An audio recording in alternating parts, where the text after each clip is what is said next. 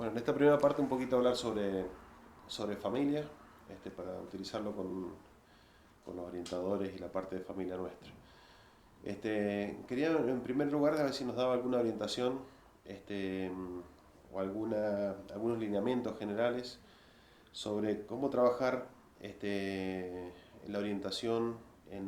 Vemos muchas familias, muchas parejas, muchos cónyuges que el principal problema, a veces encontramos patologías y demás, pero el principal problema es simplemente que no han sabido, viven como dos individualidades y no han sabido fundar realmente una unión. Y así han llevado a veces, caen a la clínica en 2 o 3 años, a veces con 10 o 15 años o 20, y digamos, con problemas graves por este tema, digamos, ¿no? Entonces a ver si nos puede dar alguna directiva y demás, cómo le parece mejor abordar este tema y demás. Sí, yo creo que terapia familiar y de pareja yo he hecho mucha y sigo haciendo. Entonces, eso lleva mucho tiempo. Es decir, yo creo que una sesión que no dure hora y media o 2 horas no es eficaz. Quizá a lo mejor hay que ver también cuál es la periodicidad con la que se tiene, ¿no? Pero yo creo que hay como 7 u 8 puntos que hay que explorar siempre, con independencia también de que él o ella tengan patologías añadidas, ocultas, que hay que detectar, claro. Eso es evidente, ¿no? Pero entonces los puntos en la relación familiar que yo creo que hay que explorar es, el primero de todo, la comunicación. ¿Por qué? Porque se comunican muy mal, o casi no se comunican. Supongo que allá el estilo cultural sea distinto que en Madrid, casi me consta que es un poco distinto, pero en España, por ejemplo, lo más frecuente es que haya muchos matrimonios que pasan de vez en cuando por pequeñas crisis, pero con mucha frecuencia, en que durante 10 días no se dicen ni buenos días, ni sí ni no. La comunicación está rota. Entonces, sí, todo lo que no se comunica no se comparte, todo lo que no se comparte aísla, todo lo que aísla aleja, todo lo que aleja distancia, todo lo que distancia se rompe. Porque la fórmula que tenemos los católicos es que el matrimonio es una unión de un hombre con una mujer abiertos a la procreación y que es para siempre y que forman una sola carne. ¿Pero cómo se va a formar una sola carne si ni siquiera se comunica? Es cierto que el estilo comunicativo del varón, al menos en España, y el de la mujer no tiene nada que ver. La mujer dispara con una metralleta, la mujer gesticula muchísimo y por tanto con cada gesto puede hacer tanto daño al varón si quiere como sin hablar, o sea que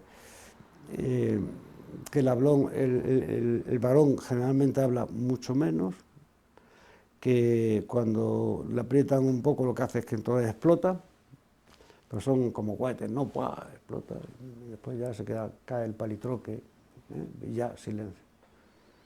O sea que son estilos comunicativos distintos. Hay que indagar mucho en la historia de cómo se conocieron, porque muchas veces no se conocen. O sea, yo creo que el problema por el que hay en España tanto divorcio, en mi opinión, supongo que habrá mucha gente que no esté de acuerdo conmigo, y lo entiendo, pero en mi opinión, el factor número uno es que hay una tasa altísima de personas que van al matrimonio sin saber con quién se casan. Claro, y eso es el principio del principio, porque si un chico piensa que su chica es perfecta y que no tiene ningún defecto y nunca le ha descubierto ningún defecto, pues eso en el derecho canónico se llama dolo, también en el derecho civil, es decir, engaño de persona. Claro, no digo yo que la chica tenga la voluntad de engañar al chico, pero si el chico se ha obsesionado tanto con la chica que en pleno enamoramiento romántico no ha descubierto ningún defecto, pues se está casando con una escoba porque no sabe lo que hay allí. Luego está también el conocimiento de sí mismo. Es decir, si el matrimonio es la donación, aceptación de las enteras personas de los contrayentes, si el hombre se tiene que dar a la mujer por entero, tiene que saber lo que da. Y para saber lo que da, tiene que saber quién es él. Si no se conoce, pues tampoco... Pero claro, en cuanto a la mujer le diga que tienes este defecto, como no se conoce, lo considerará un insulto y entonces ya todo se complica, ¿no? Es decir, luego la preparación para el matrimonio, es decir, otro tema que hay que explorar. ¿Por qué? Porque muchas veces han hecho un cursillo de día y medio en una parroquia, no sé cuántos, los que se casan por la iglesia, claro, la mayoría se casa ahora por lo civil en España, ¿no? Eso ni cursillo ni nada, ¿no? No tienen experiencia de lo que es la vida conyugal, ¿no? En Italia, por ejemplo, han dado con una solución que a mí me parece muy acertada y buena, y es que muchas parroquias ahora italianas, el que quiere casarse por la iglesia, pues antes tiene que hacer, me parece que son 6 meses de reuniones periódicas con varios matrimonios de probada virtud y con mucha experiencia de matrimonio. ¿Para qué? Porque se enteren de lo que es, en lo que se meten, ¿no? Claro, yo creo que si la comunicación, teniendo en cuenta estos factores, fuera mejor, ese matrimonio sale adelante casi siempre, ¿no? ¿Hay otros puntos que explorar? Sí. Por ejemplo, el trabajo de él y de ella, porque ahora trabajan los dos. Ahí se encuentra uno con cosas absolutamente impensables, ¿no? Por ejemplo, si ella asciende en la compañía en que trabaja y la cambian de ciudad, ¿él qué hace? Eso no lo han pensado, pero eso ocurre. Y cuando ocurre, ¿qué pasa? Pues hay soluciones diversas. Hay que ella se va porque no quiere perder su puesto de trabajo y porque está en la euforia de seguir ascendiendo profesionalmente. Y entonces lo que dice, bueno, pues ahí te quedas, ¿no? Pues vendré cuando pueda. Nos veremos cuando podamos. Bueno, pues luego allí se lía y al final, pues cada uno sigue su camino, ¿no? Otros acuerdan la solución intermedia, y es que si uno está en Zaragoza y el otro está en Cádiz, pues hacen la mitad de camino cada uno y se encuentran en un sitio, cada 15 días. Pero claro, eso resulta que no es un matrimonio, eso es un encuentro conyugal cada 15 días, ¿no? El primer año de matrimonio es muy importante, ¿no? Porque hay que hablar de muchos temas que no se hablaron en el noviazgo. O sea, en el noviazgo, uno de los últimos trabajos que he publicado, y que fue una investigación con alumnos del CEU, está publicado en Amazon, y se llama Conocimiento y comunicación en la pareja.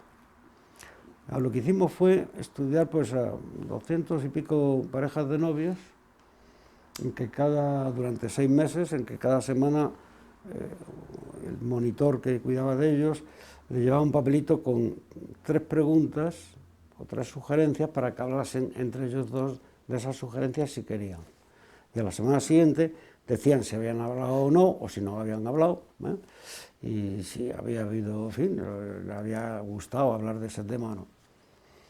Bueno, pues resulta que después de muchos números y mucha estadística y un trabajo prolongadísimo, porque hubo noviazgos que rompieron en mitad del camino, otros que no. La conclusión es que, por ejemplo, de política nunca han hablado en el noviazgo, de religión tampoco, de tener hijos o no tampoco, de si nace un hijo con espina bífida o con un problema tampoco. No han hablado de la promoción de sus trabajos, no han hablado de qué estilo educativo quieren seguir con los hijos en el caso que lo tuvieran. Entonces, no han hablado de presupuesto, no han hablado de quiénes van a llevar las cuentas, ni siquiera han hablado de cómo se distribuyen los roles dentro de la pareja. Entonces, uno tiene la sensación de que no han hablado nada más que de cosas superficiales, como ¿te gusta la cerveza? Sí, sí, está muy rica. O en la puesta de sol, sí, preciosa, preciosa. Pero claro, con eso no se puede asentar una vida en común, ¿no? Por eso, cuando van a terapia, yo creo que hay que Por ejemplo, un tema que ahora es muy frecuente en España y que crea muchos problemas es la relación perdón, de esa pareja con las familias de origen respectivas.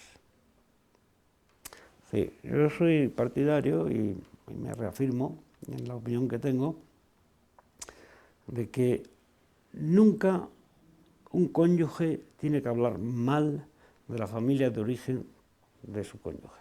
Nunca. Eso es decir, cada día te parecen más a tu madre, no sé cuándo, tal. Eso hay que obviarlo. Porque lo que más quiere una chica en general es a su madre. Si el marido le dice que se está pareciendo mucho a su madre en lo que la madre tiene de defectos, está machacando a ella y lo que más ama. Y eso rompe.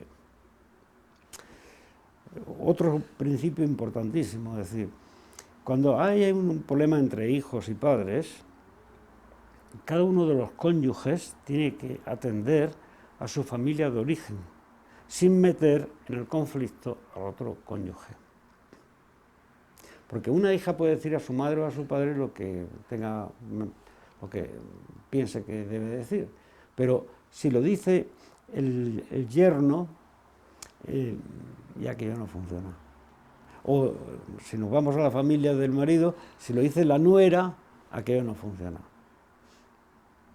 Ver también si ha habido algún requemor o resentimiento en todo la fiesta barroca que se organiza en España cuando alguien se casa. O sea, hay bodas aquí que van 300 personas. Y además todo súper fragilístico, espiralidoso, ¿no? Es decir, todo muy complicado. Entonces, como a veces alquilan un piso o pues empiezan entre los dos a comprar un piso, luego hay que decorar el piso. Entonces, o bien la madre o bien la suegra quiere colocarle hasta las cortinas y la mesa y aconsejarla. Y claro, la chica, sobre todo porque el marido de la casa se ocupa poco todavía, pues la chica chilla, grita y se enfada ya con la madre o con la suegra para toda la vida, ¿no? Porque le ha puesto las cortinas que ella no quiere y las va a estar viendo, claro, en cuanto que pueda quitar las cortinas y poner otras. Entonces, yo creo que la familia tendría que ser un poquito más controlada, no invadir el espacio vital de la nueva pareja, ¿no? Para que no haya problemas. Y si los hubiere, pues yo creo que hay que seguir las relaciones con mucha diplomacia, en fin, con mucha benevolencia, pero van a comer a casa de los padres de uno o de otro con los cuales no se entienden bien, pues tiempo limitado. O sea, tienen que llegar con el acuerdo de que dentro de media hora tenemos que ir a otro sitio y pues, usted está agradable, aguanta ahí los tarascazos que haya sin hacer conflicto y a la media hora se quitan de medio, ¿no? Porque como dure más, aquello acaba mal.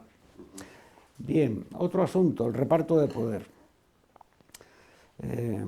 Bueno, yo creo que las chicas en España, no todas, venturosamente, pero muchas de ellas, o algunas de ellas, sí que están en un empoderamiento erróneo. Es decir, que, por ejemplo, hay muchos chicos con 30 años, 40, que tienen miedo a las chicas en general, y por eso sigue soltero. Porque dice, esta es más lista que yo, gana más dinero que yo, siempre tiene razón, es más fuerte que yo psicológicamente, me va a pasar lo que a mi amigo, que le duró el matrimonio un mes. Entonces dice, no, ¿por qué? Se le dura un mes, después tengo que pagar de mi sueldo en parte a ella, más el piso solo que de ella, entonces yo tengo que buscar un sitio donde vivir, se me queda el sueldo en nada, es decir, yo soy un desgraciado, ¿no? Entonces yo creo que la distribución de poder es un tema interesante y hoy hay que hablarlo, antiguamente no, pero ahora sí que hay que hablarlo, ¿no? Es decir, ¿qué se entiende decir? Pues, ¿qué cosas hay que hacer en una casa? Hay que hacer muchas, hay que hacer la compra, hay que cuidar de la limpieza, hay que poner lavavajillas, hay que hacer de comer, hay que llenar la nevera cada semana, bueno, vamos a distribuir funciones, ¿no? ¿Cómo se distribuyen esas funciones? Pues lo que no se debe hacer es con regla de cálculo, porque entonces el amor se convierte en trigonometría esférica, o sea que no funciona. Hay que decir, ¿usted qué le gusta más hacer? ¿Para qué tiene más habilidades? Bueno, pues eso hágalo usted. De manera que cojamos las fortalezas de los dos y sumemos, no restemos, ¿no? Claro, pero si a eso ellos previamente nos han puesto de acuerdo, al tercer día hay problema. Otro punto de ver que me parece muy interesante porque crea conflictos, ¿no? Que es que por muy una sola carne que sea, ambos permanecen siendo personas libres. Y esa libertad exige que ambos recíprocamente respeten el espacio vital, individual de cada uno de ellos. ¿Hay que compartir todo? Sí. ¿Deben consultarse todo? Sí. ¿Todo gasto debe hacerse con la voluntad de los dos? Sí, para que no haya conflicto. Pero usted tiene que saber que su marido tiene un espacio que es como los animales, que se lo ha apropiado y que cualquiera que lo invada le pone nervioso. Y usted, señora, también tiene un espacio que si su marido lo invade se pone nerviosa, ¿no? Bueno, pues hay que saber cómo se respetan esos dos espacios. Si su marido no quiere hablar de lo que es su intimidad y confiabilidad profesional, porque no puede hablar de los clientes como usted le pregunta, usted tiene que respetar eso. Como usted a lo mejor pues tampoco le puede comunicar a él lo que está pasando en la cúpula de la empresa en que trabaja, siendo usted la secretaria del director general, ¿eh? Pues tampoco le interesa a él nada, ¿eh? Entonces esos espacios de libertad hay que... Eso no significa que cada uno lleve la vida por su cuenta, que eso también aquí es muy frecuente. Por ejemplo, ahora es muy frecuente que, como en un país que somos muy futboleros, yo creo que tanto como Buenos Aires no, pero cerca. La moda es que pues un chico de 38 años que tiene 2 niños, cosa también rara porque la mayoría no tiene nada con niños, si es que lo tiene, pues llega un miércoles, ya hay partido, o hay copa, o hay Champions, o hay lo que sea. Entonces se va a un bar con todos sus amigos y todos con la jarra de cerveza y una televisión máxima y enorme, ¿eh? ¿No? Entonces, y la mujer se queda en casa, ¿no? Decir, y la mujer con la gente que trabaja, con sus amigas sobre todo, pues forman piña y entonces todos los meses tienen 1 o 2 cenas en que, bueno, se va con sus amigas a cenar, no aparece allí ningún varón y vuelve a las 2 de la mañana. Entonces, está perviviendo dentro del matrimonio un modelo de adolescentes. Están casados, tienen 38 años, ¿de acuerdo? Tienen 2 hijitos, ¿sí? Pero funcionan como adolescentes. Hago lo que me gusta y lo que quiero. Me interesa, me conviene, me apetece y me gusta. Punto. Oye, pero si estás casado tienes compromisos. Con tu libertad has elegido. Y si has elegido te has comprometido. Y has renunciado a otras cosas. Y ahora no renuncias a esas cosas y no te comprometes. Pues esto empieza a desajustarse, ¿no? Pues claro, si ella se va 2 veces al mes a cenar fuera y vuelve a las tantas, y él se va 6 veces al mes a tomar cervezas y volver a la 1, pues que ha ganado su equipo o ha perdido y entonces hay que tomar más alcohol porque está uno enfadado, etcétera. Entonces ya me contará usted cuánto tiempo lleva usted sin ver a su hijo, ¿no? O cuánto tiempo lleva usted sin compartir 2 horas de no hablar de nada negativo y solo de cosas positivas, mirándose a la cara usted y su marido. Eso yo aquí lo he visto, y esto no solo pasa entre la gente joven, también entre la gente muy mayor. He encontrado a veces matrimonios que llevan 18 o 20 años casados, pues que no solo no se comunicaban, sino que no se miraban a la cara. Y les he puesto frente a frente, mirándose a los ojos, para ver si aguantaban 3 minutos sin decir nada. Y antes de los 3 minutos, uno ha roto de llorar. Entonces he preguntado qué estaba pensando en ese momento, por qué lloraba. Entonces estaba pensando de lo feliz que había pensado ser con su mujer cuando se casara y lo desgraciado que era porque no se siente acogido, no se siente comprendido, etc. Bueno, entonces después le pregunto a la mujer, digo, ¿y todo lo que ha dicho su marido? Pues yo no lo veo así, creo que es injusto y no sé cuánto y tal, porque ¿qué ha sentido usted cuando miraba a su marido? Lo que he sentido es, ¿qué tendría que hacer yo para ser la mujer que quería sentirse querida por él y no lo he hecho? Y bueno, y ustedes esto no lo pueden hacer, esto de mirarse a la cara de vez en cuando. O tener 2 horas, aunque sea al mes, 2 horas, para estar solos, cenando, hablando de cosas positivas, de lo bien que le ha ido, cosas que le han ocurrido a lo largo de su vida conyugal, sin hablar de lo que hay que pagar en la comunidad, ni el agua, ni la electricidad, ni el niño que tiene no sé qué, no, de usted y de mí. Porque mire usted, el matrimonio es una secuencia ecológica natural. O sea que, primero, él no conoce a ella. Segundo, él mira de reojo y ve que está siendo mirado también a hurtadillas por ella. Y entonces viene el flechazo. Y entonces intenta buscar todas las estrategias necesarias para conocerla. Y al final la conoce. Y al final los dos, como son tímidos, no saben hablar de sus sentimientos, pues los dos se miran y se ríen. Y la una se pone colorada y la otra. Bueno, y al final aquello empieza a tomar cuerpo. Y al final empiezan a salir que es como el noviazgo de antaño, ¿no? Y entonces todos están en la fase del enamoramiento, ¿de acuerdo?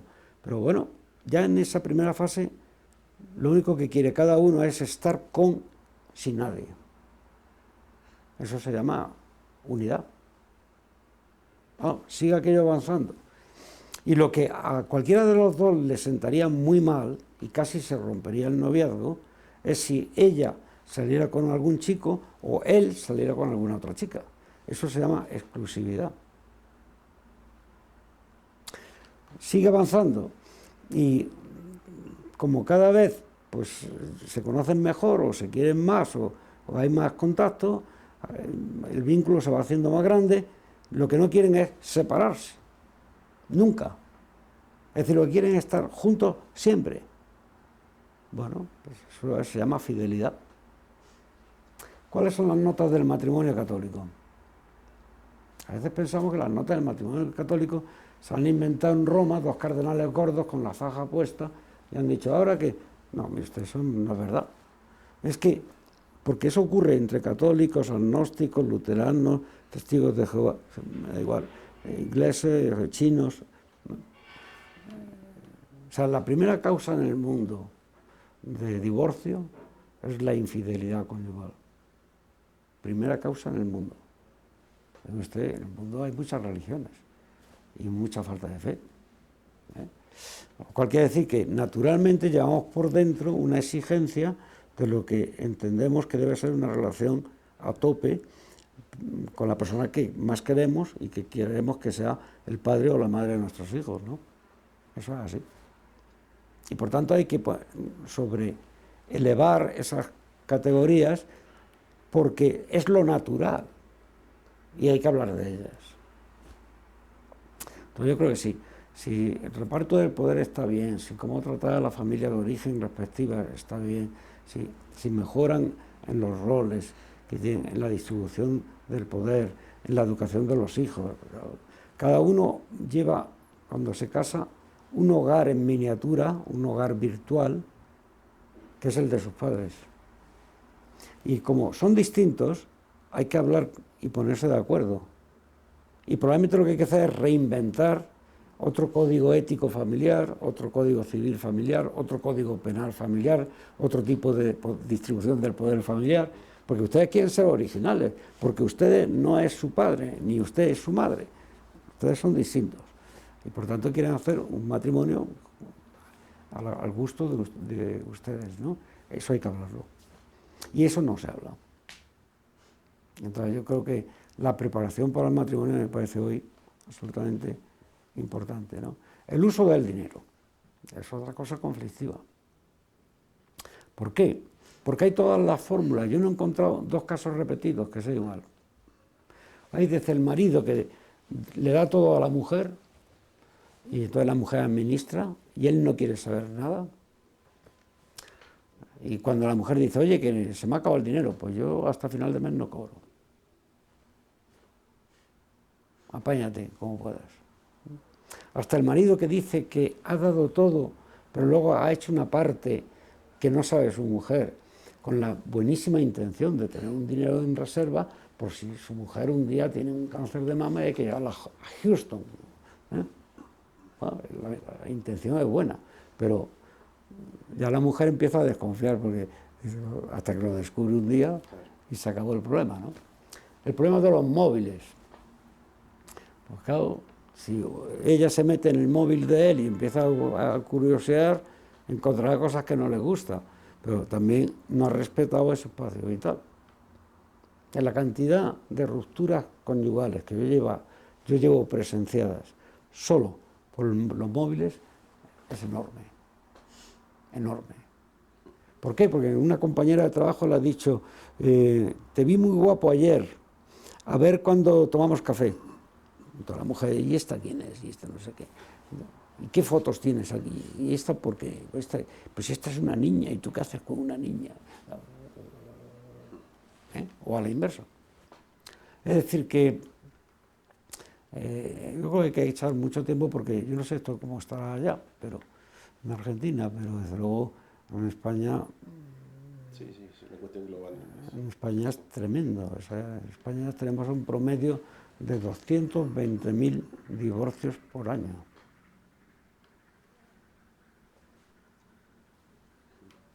Teniendo en cuenta que un divorcio afecta como mínimo a 4 personas, como mínimo. Él y ella, el papá o la mamá o la tía o lo que sea, otro familiar de alguno de ellos, y si tienen un hijo, 4. Y esas relaciones se rompen. 4 por 220.000, casi es el millón. Eso durante 10 años son 10 millones. ¿Cuántos terapeutas habría que tener para...? Claro, porque hay países como Inglaterra lo ha impuesto, en que dice, ¿usted quiere divorciarse? Sí. Usted y su señora o su marido van a hacer terapia de pareja durante 6 meses. A los 6 meses, con el informe que me dé el terapeuta, hablamos y me dicen ustedes si quieren divorciarse o no. Porque el Estado pierde mucho dinero cuando la gente se divorcia. Claro. Claro, si él tiene que pasarle una pensión a no sé qué, tiene que irse a vivir a otro sitio, el sueldo no le da para tanto, pero al final es que no puede pagar muchos impuestos, ¿no? Claro. Entonces han dicho, no, aquí las arcas del Estado no, que vamos a amarrar y filtrar esto. Todo el mundo me divorció, no está nada claro, ¿no? Pero bueno, a mí el tema económico no es el que me interesa. Lo que sí me interesa es que eso trae muchas consecuencias, porque destruye mucho, especialmente, aunque parezca que es periodístico, pero no es periodístico, a los hijos, ¿no? Los hijos están muy machacados como consecuencia de las familias disfuncionales o de los divorcios de sus papás, ¿no? Un niño necesita padre y madre. El padre ahora está muy ausente y está muy humillado, y eso se va a notar también a la larga. O sea, si la mujer, en vez de machacar al marido, lo levantara para arriba, eso le haría mucho bien a los hijos. Y si el marido cogiera a la mujer y la subiera todavía más, entre ellos, los hijos van para arriba. Si cada uno machaca al otro, eso no hay chaval pequeño que lo aguante, ¿no? Es decir, chavales con depresión. El primer síntoma que aparece en un niño casi siempre es que el rendimiento escolar, si estaba aquí, se viene abajo. Y lo único que ha pasado es que sus padres han discutido 2 veces de forma fuerte, ¿no? El rendimiento se ha ido abajo. El chaval se le ha quedado, digo, pues, motivación, si lo que más quiero se rompe, ¿para qué quiero seguir estudiando, no? O sea que... Está muy claro. Ya que estamos en el tema de depresión y ansiedad, la familia como causa de la depresión, sobre todo durante la niñez y tal vez la adolescencia, ¿lo tiene así estudiado? ¿Nos puede dar...? Bueno, tengo algo, pero algo escrito también sobre prevención de la depresión, ¿no? Pero yo es que creo que no desde el punto de vista genético, que también lo hay en algunos casos, pero en muy pocos casos, sino desde el punto de vista de la relación padres-hijos. Un padre deprimido contagia, entre comillas, ese talante depresivo a los hijos. Y no digamos si es la madre.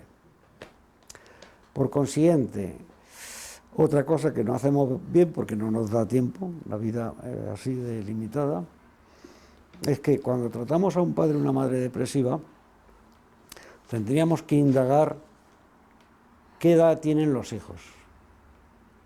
Claro, si el hijo ya tiene 20 años para arriba, pues tiene más resistencia, ¿no?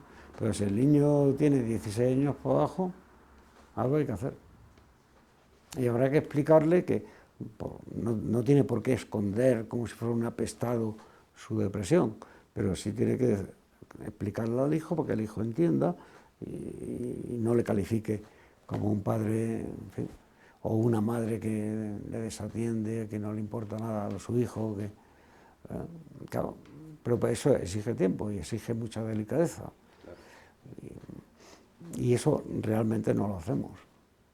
Por eso yo, hace como, yo no me acuerdo ya bien, si 6 u 8 años, preocupado por este tema, con otros colaboradores hicimos un librito sobre qué más puede hacer el médico por la familia de su paciente. Ese fue el título. Y empezamos a ver cosas. Es curioso, por ejemplo, he tratado muchos años también autistas y es tremendo, ¿no? Porque probablemente he visto como algunos casos en que el padre, siendo médico, se ha divorciado de la madre por tener un hijo autista. Claro, o sea que cuando más unidos tienen que estar para sacar adelante a un hijo con una enfermedad grave como es esa, resulta que cada uno busca su salida y se olvida de... O sea que si hiciéramos las cosas bien, pues a lo mejor no podíamos ver nada más que 80 pacientes de toda nuestra vida, ¿no? Pero, claro, hay tal escasez de especialistas y hay tantísimo problema social que no damos abasto, ¿no? Y eso también puede ser una buena cura de humildad, saber que no llegamos, ¿no? Claro. Que no todo lo hacemos tan bien. Claro. Está bien. Y el ambiente familiar en sí, digamos, y los vínculos familiares, ¿pueden ser también causa de depresión en los niños? Sí, lo que pasa es que este es un tema que hay que hablarlo también con pinzas, ¿no? Porque lo que no debemos es nunca culpabilizar a los padres. Pues ya los pobres ya tienen bastante, para que encima le echemos un poco ese marrón, ¿no? Pero si uno estudia el apego infantil, y hay muchas publicaciones hechas sobre eso, de los 4 estilos de apego que hay madre-hijo, porque el apego padre-hijo ni siquiera está estudiado, lo cual es curioso. Sí, sí. De los 4 estilos de apego que hay, solamente uno es bueno, los otros no son buenos. Entonces dice, si hoy impusiéramos el que cada mujer, antes de quedarse embarazada, antes de tener un hijo, por lo menos recibiera un poquito de información de qué es el apego y cómo puede hacer el apego más seguro a su hijo, prevendríamos muchos trastornos. Lo frecuente ahora mismo en España, en los varones, hablo de chavales, gente joven que puede tener, pues a lo mejor entre 16 y 35 años. Hay muchísimos que admiran a su padre y a la vez le odian. Pero muchísimos. Sí, sí, sí, no cuenta. Entonces, ¿por qué lo admiran? Pues porque su padre es un trabajador excelente, porque le ha sacado adelante, lo ha criado, lo ha llevado a buenos colegios, le sostiene todavía, le da de comer, se ha preocupado de él cuando ha estado enfermo, etc. Admiración.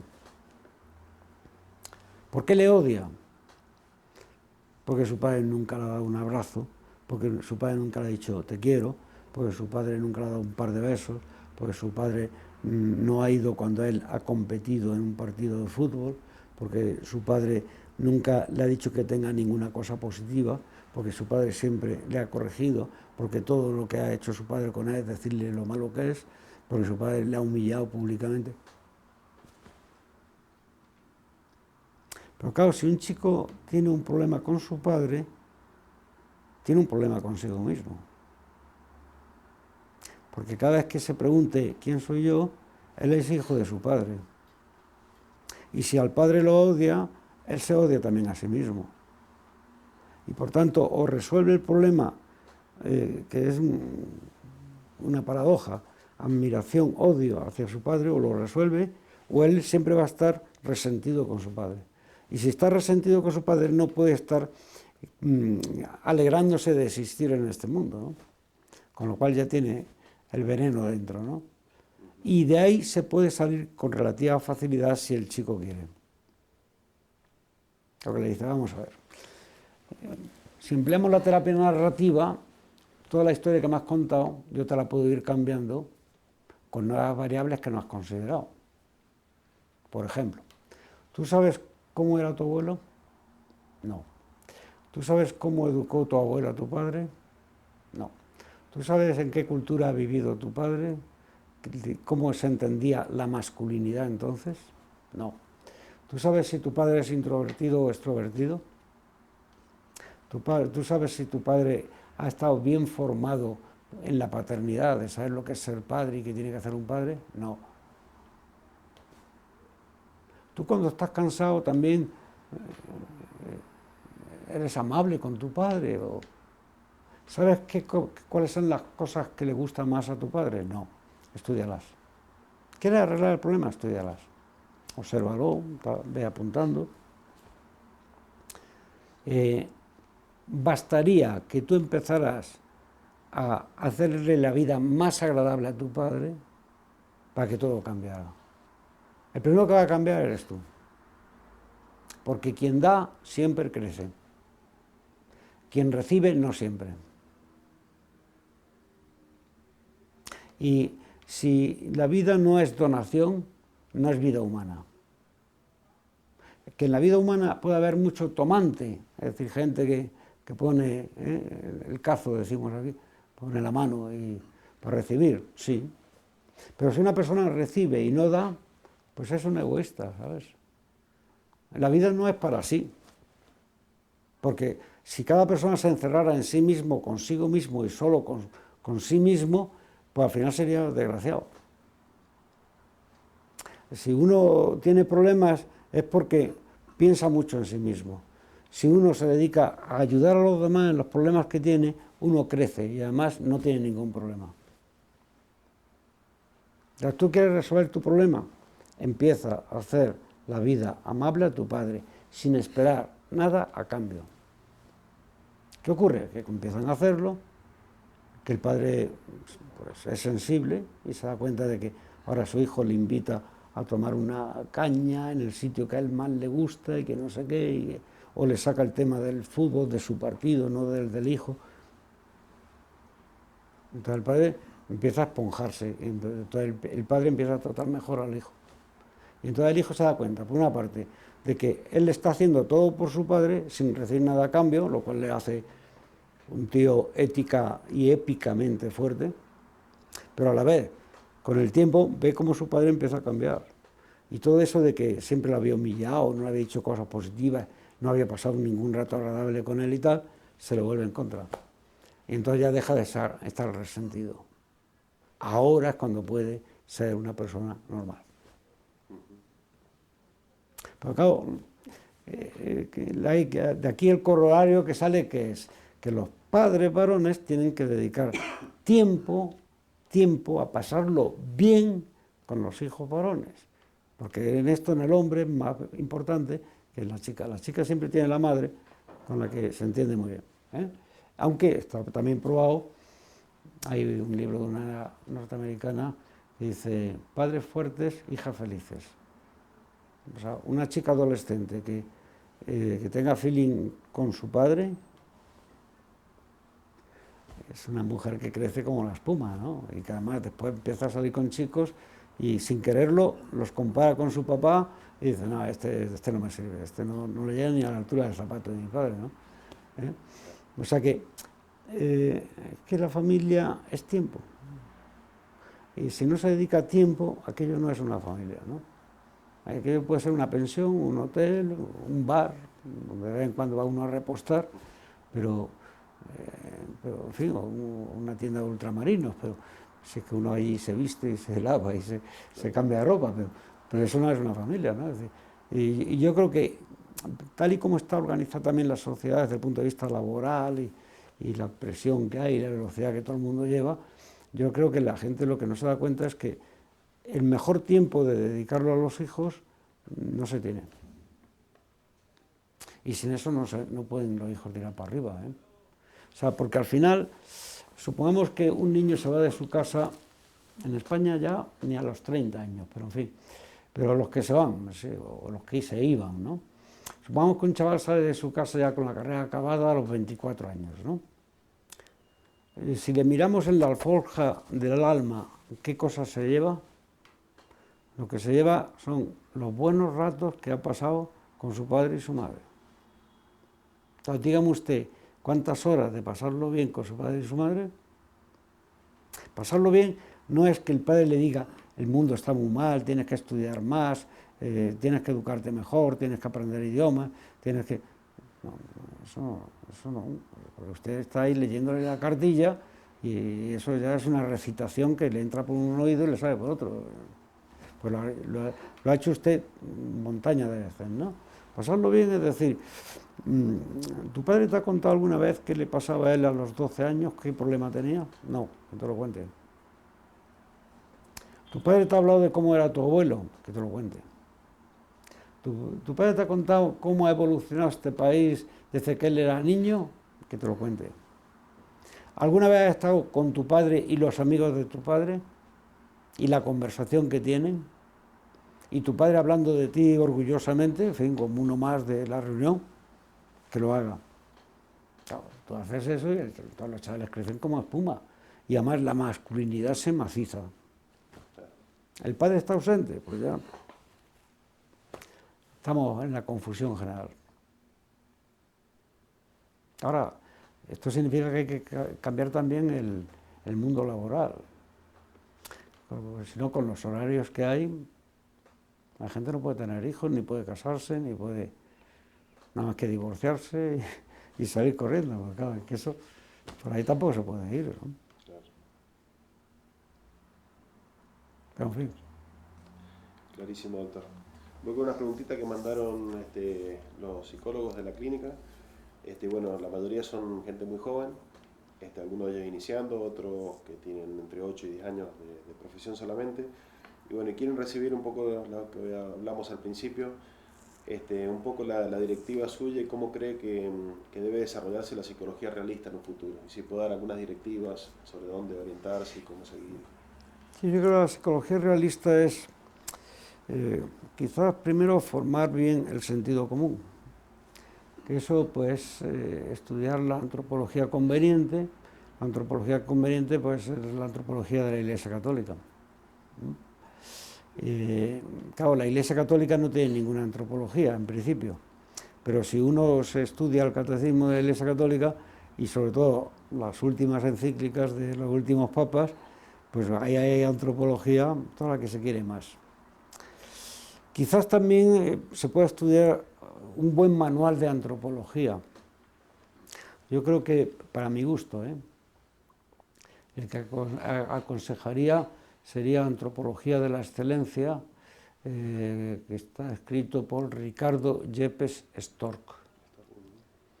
Y que eso a un psicólogo es el mejor libro de cabecera que pueda tener, ¿no? ¿Por qué? Pues está todas las cuestiones fundamentales de la psicología ahí metidas, más las que no son estrictamente de psicología, y además está muy bien escrito porque en cada tema que toca enseguida pone referencias en el mismo libro donde también se toca bajo otra dimensión, ¿no? Otra perspectiva. Entonces, yo creo que no hay que leérselo entero, porque seguro que se atragantan, sino buscar en el índice la palabra que va buscando o el problema que le interesa. Y entonces leer un poquito, ¿no? Y pensar. Entonces yo creo que con esa base, esos rudimentos de antropología, el sentido común puede ampliarse más, ¿no? Si se amplía el sentido común, siempre habrá que seguir estudiando, pero yo entonces aconsejaría pues que también, si tienen cerca a Santo Tomás, pues que estudien a Santo Tomás, y que estudien también, que alguna revista habrá, pues yo sé que de publicaciones también, yo he hecho un par de cosas en plan tomista hace poco, y no sé ni en qué revista se ha publicado, pero sé que se ha publicado. Entonces, ver también que psicólogos, que hay poquitos, pero algunos hay, que siguen trabajando en una psicología tomista, clínica tomista. Y entonces por ahí informarse, ¿no? Entonces yo creo que con eso y luego en la práctica clínica pensar que la otra persona a la que tratan no es una persona, sino que es la persona, la imagen de Jesucristo y que no se repite y que por tanto, pues como tal imagen tiene un amor incondicionado de Dios y esa es la persona que vas a tratar. Y entonces a ver qué haces, ¿no? Me parece que eso es poner en justa razón lo que es la dignidad humana, ¿no? Porque si no, ¿la dignidad de qué la vamos a tener, ¿no? Entonces, si uno ese encuentro clínico y terapéutico lo ve así, o lo vive así, o lo percibe así, o procura percibirlo así, probablemente eso sostenga una terapia mucho más humana y de más alta consideración, ¿no? Perfecto. Hay un grupo de la clínica que se dedica a investigar y están empezando con algunas investigaciones y entonces preguntan qué líneas de investigación le parece más urgente ahondar en la psicoterapia de realista. Pues yo creo que la más urgente, yo creo que serían, o sea, contestaría un poco a la gallega que decimos aquí, ¿no? Es decir, ¿por qué no hacen un listado de los problemas sociales más graves y frecuentes hoy? Y teniendo ese listado, decir cuál de ellos podemos tener prioridad de acceder para modificar esos problemas a través de la terapia, ¿no? Y entonces investiguemos sobre eso. O sea, cuando una sociedad está deshaciéndose, porque hay un cambio cultural que no sabemos dónde nos va a llevar, ni siquiera si la cultura occidental va a sobrevivir, según dicen los que saben más de esto, lo primero es atender a lo que está doliendo y gritando, ¿no? Claro. Porque si no uno puede empezar a investigar, pues yo qué sé, pues, la relación entre gemelos univitelinos. Puede ser interesantísimo, ¿no? Pero ve usted, es que en la calle hay clamor, hay gente que sufre y grita. Entonces vaya usted primero a lo que está ahí en estado de emergencia, ¿no? Entonces yo creo que haciendo un buen listado, pues no sé, desde drogodependencias, adicción, conflictos conyugales, conflictos de pareja, divorcios, separaciones, adicción al móvil, adicción a internet, pornografía, adicción al sexo, lesbianismo. Entonces, mientras que esos problemas estén vivos, yo creo que la investigación hay que apuntar ahí, ¿no? Es decir, ¿qué puedo hacer yo por arreglar, por ejemplo, el consumo excesivo de alcohol en la gente joven? O en la no joven, pero me da igual. ¿Cómo puedo hacer un programa para prevenir el consumo de alcohol? Prevenir no significa que nadie consuma alcohol, porque eso en España es imposible. Hay mucho bebedor social y porque la cultura es así. Pero pues, un señor toma un vaso de vino y punto. Y ahí se ha parado, ¿no? ¿Esto cómo lo hago? ¿Cómo lo consigo, no? Claro. Y si dice, bueno, pues eso, si son muy jóvenes y se están iniciando, lo que tendrían que hacer es decir, ¿por qué no hacemos un diseño de investigación para ver si somos capaces de ayudar a la gente joven que bebe más de la cuenta? Yo no sé si allí hay botellón y estas cosas que tenemos aquí. Sí, también. Pues sí, eso mal enseguida se extiende. Claro. Es decir, bueno, ¿qué podemos hacer para que haya menos botellones? O para que la gente no pierda el control cuando va de botellón. Entonces, bueno, y eso hecho por unas personas jóvenes de la misma edad que los del botellón, eso es mucho más eficaz que si lo hace un señor de 60 años, ¿no? Entonces yo creo que en eso hay que ir al mismo tiempo que la petición social está haciendo, ¿no? Porque es un deber, además, ¿no? Claro. Preguntan cuáles serían las bases para usted, las bases de una psicología y una psicoterapia realista. Yo creo que una cosa que no hay que perder el miedo, porque los americanos ya no tienen miedo, es hablar de psicoterapia y espiritualidad. ¿Por qué? Porque se ha generalizado mucho el modelo a la hora de definir la persona en el ámbito de la clínica como el ser biopsicosocial. Pero esto yo entiendo que se queda corto. ¿Por qué? Porque en la persona hay cantidad de notas que demuestran que es un ser espiritual. Pensamiento, el habla, el lenguaje, tal, etcétera, la conciencia. Entonces yo creo que ese paradigma hay que ampliarlo, hay que decir, la persona es un ser bio, psico, socio, espiritual. Y por tanto, la psicoterapia, como decían los primeros psicoterapeutas relativamente contemporáneos, claro, la psicoterapia es la curación por el espíritu. Stefan Zweig tiene un libro cuyo título es este, La curación por el espíritu. Y esto se puede leer. Es un libro pues, probablemente de los años 1920, 13. Claro, es decir que en la psicoterapia lo que está trabajando es el espíritu, lo digamos o no lo digamos. Claro, la gente luego dice que hay técnicas psicoterapéuticas, pero no es verdad, hay estrategias, pero tampoco son bien depuradas, ni son técnicas. Por tanto, si la curación es por el espíritu, entonces lo que hay que hacer es admitir que el hombre es un ser espiritual. Y si es un ser espiritual, entonces hay que hacer una antropología de un ser que además de ser biología y psicología y sociología, es también espíritu. Les digo esto, que los americanos han perdido el miedo porque tienen muchas revistas, por lo menos media docena, en que yo haya seguido, que sí que hablan de psicoterapia y espiritualidad. Lo que pasa es que muchos de los artículos mejor ni leerlos, porque no dicen las que burradas, ¿no? Todo sí. Bueno. Y luego, en el ámbito de la psiquiatría también han pegado un salto muy importante, ¿no?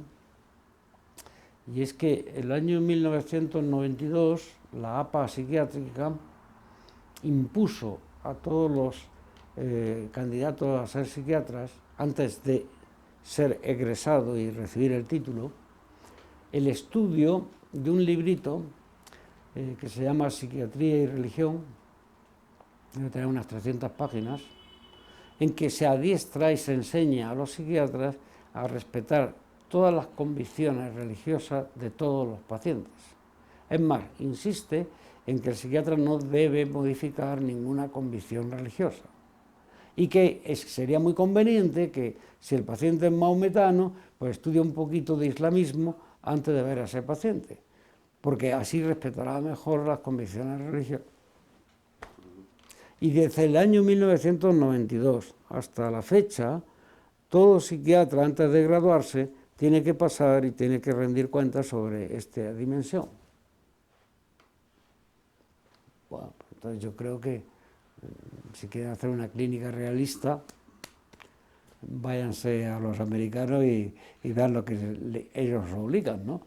Entonces, yo pienso que si por un lado tenemos un buen apoyo en la antropología cristiana, y por otro lado el sentido común, y por otro lado los problemas de nuestro tiempo, y por otro lado el respeto a la religión y a no tener miedo a hablar de religión si el paciente lo pide, el terapeuta nunca tiene que sacar el tema. No se puede hacer apostolado a través de la psicoterapia, ¿no? La psicoterapia no es apostolado. Pero si el paciente pregunta acerca de esos temas, el psicoterapeuta sí que puede informar un poquito y orientar hacia otras personas y que después ya pues, con un sacerdote o con cualquier miembro de cualquier comunidad eclesial pues se oriente, ¿no? Pero yo creo que eso sí entra dentro de ese realismo que hay que satisfacer, ¿no? Seguro. Y siendo justamente la espiritualidad una dimensión la más importante de la persona, ¿en qué caso, digamos, el terapeuta puede proponer la religión o proponer alguna dimensión religiosa?